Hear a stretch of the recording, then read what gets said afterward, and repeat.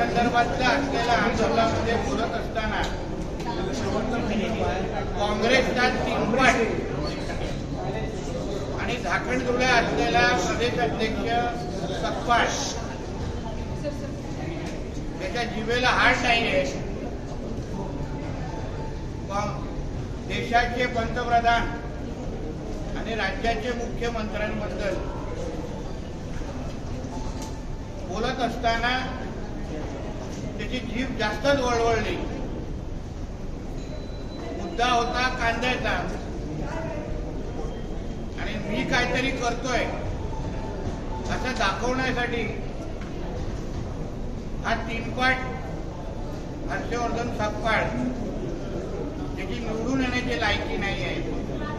तो आमच्या देवेंद्र फडणवीस साहेबांबद्दल आणि मोदी साहेबांबद्दल अगर एकतरी बोलत असेल तर भारतीय जनता पक्ष म्हणून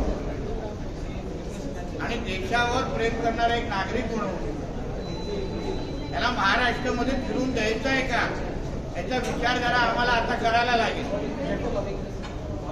काँग्रेसची मोठी संस्कृती सांगितली जाते. मग हीच काय राहुल गांधींनी तुला शिकवलेली संस्कृती आहे का